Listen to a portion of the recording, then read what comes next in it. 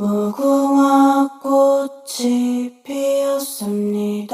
Gue sendiri juga kadang kalau lagi dapet hal baik yang timingnya super tepat gitu ya, gue suka mikir bahwa ini adalah alam semesta lagi sayang aja gitu dan ngasih gue hal baik ini. Tapi nih, buat sebagian orang, hal ini adalah pola pikir atas semua hal yang dialaminya sehari-hari. Orang sekitar lo ada yang kayaknya mukanya lagi gak enak gitu, terus lo mikir, wah gue salah apa ya sampai dia jadi begitu. Terus kalau ada hal buruk yang terjadi di sekitar lo bisa jadi mikir, tuh kan orang-orang di dunia ini emang gak bisa ngeliat gue bahagia. Apakah lo termasuk orang yang kayak gitu? Atau mungkin lo kenal orang yang kayak gitu? Kalau iya, gue minta lo nonton satu video sebelum tidurnya sampai habis ya. Karena topik ini beneran penting banget buat hidup lo. So, stay tune ya.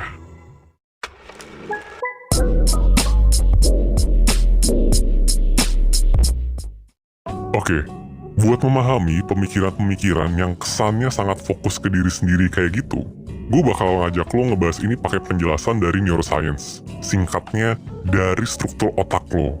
Jadi gini, menurut pendekatan ini, otak kita sebenarnya bekerja karena dua hal utama, yaitu default mode network sama task positive network. Gue bahas satu-satu, tenang. Yang pertama, tadi ya gue sebut default mode network, atau biasa disingkat jadi DMN. Singkatnya, DMN ini terdiri dari beberapa bagian otak, yang salah satu fungsi utamanya adalah memproses soal diri sendiri. Nah, jadi kalau kita ngomongin soal pengenalan diri atau self-awareness ya, biasanya tuh yang aktif di otak tuh di area DMN ini nih. Tapi karena area ini buat kita jadi banyak fokus soal diri sendiri, jadi nggak heran kalau beberapa peneliti itu menyimpulkan bahwa DMN itu juga berperan dalam membuat kita jadi overthinking. Area ini juga sebenarnya terdiri dari bagian-bagian otak yang menyimpan informasi soal orang lain, pikiran soal masa lalu dan juga pikiran soal masa depan. Nah, DMN ini biasanya aktif ketika otak kita lagi kayak nganggur aja gitu, lagi nggak dipakai kerja atau lagi nggak mikirin apa-apa. Jadi nggak heran kan, kenapa overthinking itu seringnya pas kita lagi rebahan. Nah, di orang-orang yang punya gangguan kecemasan atau depresi, area DMN di dalam otak mereka itu jadi aktif banget. Orang-orang dengan DMN yang sangat aktif ini, itu tuh jadi hyper aware atau jadi super sangat aware terhadap diri sendiri. Profesor neuroscience dari New York University, Stephanie Fay, bahkan menyebut DMN ini sebagai me network. Saking fokus kita di saat itu, karena ya fokus kita saat DMN ini aktif, itu tuh cuma soal gue, dan gue. Dan gak ada tempat buat fokus ke hal yang lain. Ya ujungnya jadi overthinking aja kan terus-terusan. Gue kasih contoh, by the way, pas gue bilang ini soal gue, itu tidak berarti seluruh isi pikiran lu tuh soal diri lu sendiri. Kadang-kadang ada orang lainnya. Nah, gini nih contohnya nih. Misalnya nih ya, lu lagi malam nih, siap-siap tidur gitu. Terus tiba-tiba lu tuh keinget, wah gebetan lu ternyata tadi sore nge-like foto orang lain di Instagram. Cuma itu tuh, cuma kepikiran, tadi dia nge-like foto orang lain di Instagram. Tapi yang selanjutnya lu pikirin adalah, apa ya salah gue? Apa dia udah gak tertarik ya sama gue? Kenapa ya? Apa gara-gara minggu lalu gue lupa sesuatu ya? Atau gue bikin salah apa ya? Atau emang jangan-jangan dia sebetulnya gak tertarik ya sama gue dan cuma jadiin gue backup plan aja? Or even worse, gimana kalau dia tuh emang gak suka dari awal dan cuma mainin perasaan gue doang? Nah, ini nih, yang ngebuat lo awalnya baik-baik aja, mau tidur, tiba-tiba overthinking sampai begadang. Nah, kalau kasusnya cuma pas lagi jatuh cinta, apalagi pas lagi kesengsem-kesengsemnya, ya wajar sih sesekali. Gue juga udah sering bilang kan, semua orang bego kalau lagi jatuh cinta, termasuk gue sendiri. Tapi, kalau lo melakukan itu sehari-hari, terkait banyak orang dan banyak hal, nah, itu udah tanda-tanda lo harus waspada guys. Biasanya kalau udah gini ya, DMN ini nggak cuma stop sampai bikin lo overthinking terus udah. Tapi juga berpotensi buat bikin lo lari ke hal-hal yang bisa banget bikin kita kecanduan. Buat apa? Ya biar lupa aja gitu sama pikiran-pikiran tadi. Kan gak enak yang pikir kayak gitu terus-terusan ya. Ya udah kita lari ke hal-hal yang bikin kita kecanduan. Contohnya apa? Contohnya scroll sosial media berjam-jam. Nonton film sampai subuh. Bahkan ada orang-orang yang sampai lari ke obat-obat berbahaya gitu.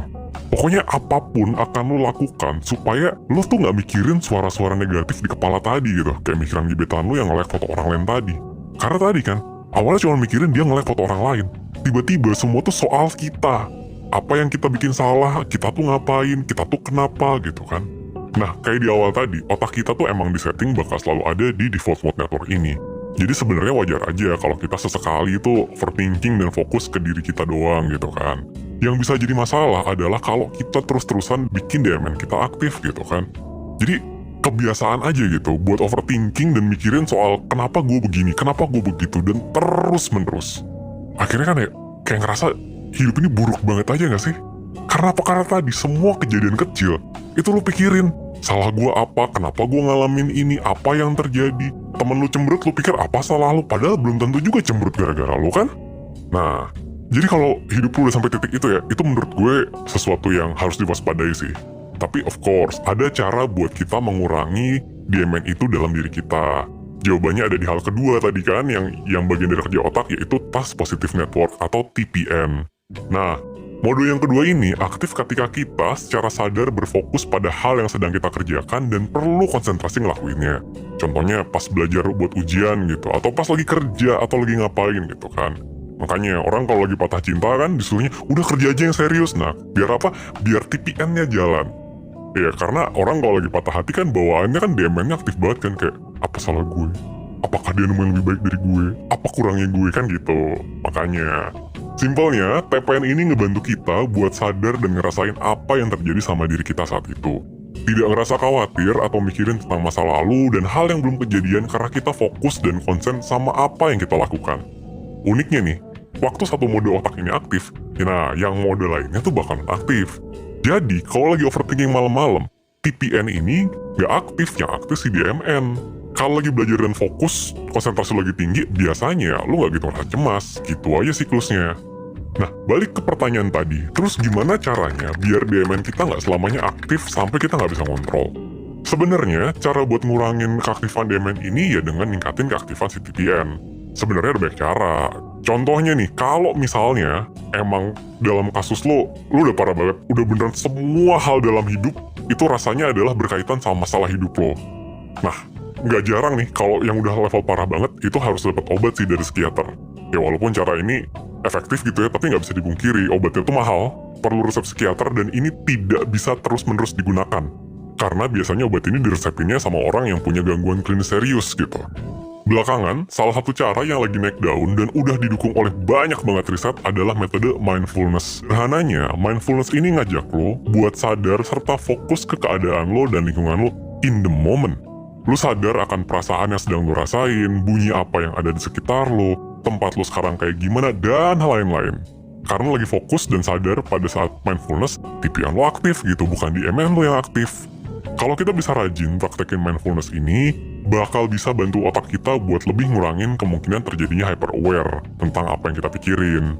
Bahkan ada beberapa pakar neuroscience yang bilang mindfulness ini bisa ngebantu mengubah bagaimana cara kita berpikir.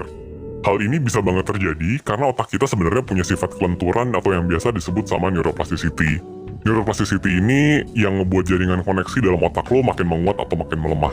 Jadi kalau lo orang yang gampang overthinking atau panikan, ada kemungkinan ya koneksi di otak lo yang bagian-bagian overthinking, bagian-bagian panik itu kuat aja gitu. Nah, buat melemahkan jaringan koneksi itu, lo butuh jalur jaringan koneksi yang baru, kayak membiasakan mindfulness gitu kan. Kalau lo praktek mindfulness ini secara rajin, lama-kelamaan jaringan koneksi baru bakal terbuat. Jadi kalau overthinking, lo nggak langsung panik gitu, tapi larinya ke mindfulness. Nah, jadi kalau gue simpulin, buat kalian yang sering banget mikir hal-hal kayak tadi ya, kayak apa sih, kenapa gue begini, kenapa begitu, kenapa dunia ini gak suka sama gue, dan lain-lain ya. Gue sangat menyarankan buat kalian mencoba mindfulness. Tapi, kalau kalian berpikir seperti itu akan semua aspek hidup kalian, sampai rasanya pikiran kalian tuh terlalu berisik, dan gak pernah ada diemnya, sama sekali. Menurut gue, udah waktunya buat kalian konseling sama psikolog. Ada kemungkinan ada masalah psikologis yang lo alami, jadi sebaiknya lo konseling sama psikolog. Dibimbing sama psikolog soal masalah terlalu aware dan fokus sama diri sendiri ini yang sampai ngebawa masalah ke hidup lo sehari-hari. Salah satunya adalah dengan psikoterapi yang bakal diberikan oleh psikolog kalau emang dirasa lo membutuhkannya.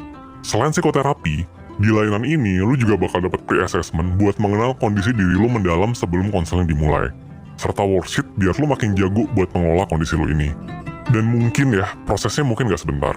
Karena kalau misalkan kalian bener kayak tadi ya, kayak semua hal itu rasanya kayak gitu, gue rasa masalahnya sudah cukup lama ada di hidup kalian, jadi hilangnya juga gak akan dalam waktu dekat gitu kan. Tapi gue harap lu paham, kalau semua orang itu punya hak yang sama buat ngerasa tenang dan bahagia dan keluar dari masalah yang dialamin. Lu pun punya hak yang sama juga. Jadi, nggak usah segan. Segitu dulu video kali ini, ingat apa yang berlebihan tuh nggak baik. Sama kayak lu terlalu fokus ke diri sendiri. Kalau mungkin selama ini lo cuma fokus ke diri dan masalah lo dan dunia rasa jahat banget sama lo, mungkin sekarang udah saatnya buat lo lebih fokus ke pemecahan masalahnya juga. Sekian dari gue,